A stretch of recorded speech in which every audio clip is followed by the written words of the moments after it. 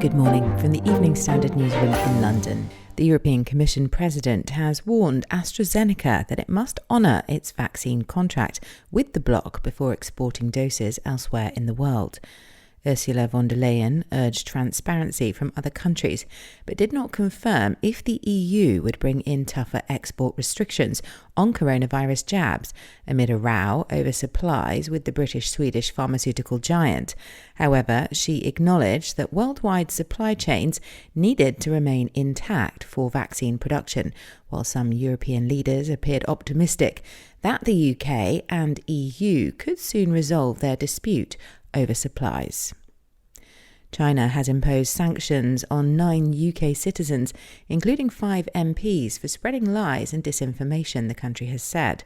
It comes after the UK joins the EU and others in sanctioning Chinese officials accused of human rights abuses against the Uighur Muslim minority group in the Xinjiang region. Former Conservative leader Sir Ian Duncan Smith is among the MPs targeted by China, along with 2 peers, a lawyer and an academic. Gavin Williamson has condemned the threats and intimidation that a teacher has faced after he was suspended for showing his class a cartoon of the Prophet Muhammad.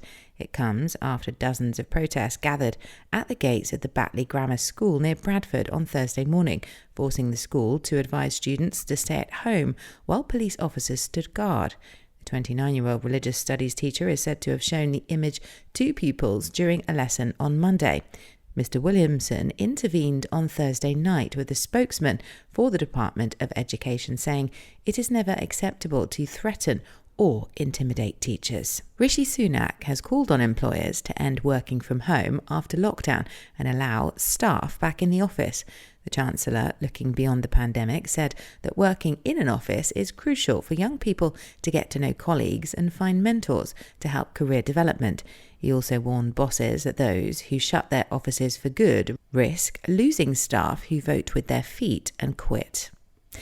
And finally, London Zoo is calling on the public to help name a trio of alpacas that arrived during the coronavirus lockdown. The 3 fluffy-haired arrivals are less than a year old. They came from a British farm earlier this year and instantly boosted the spirits of dedicated zookeepers, said the London Zoo. Members of the public are invited to cast the deciding vote on the alpacas' names through an online poll on the London Zoo website. The zoo, which is set to reopen on April the 12th, has shortlisted several names, such as Al Pacino, Snowball, Toffee and Cookie. For the Evening Standard, I'm Jo Yule.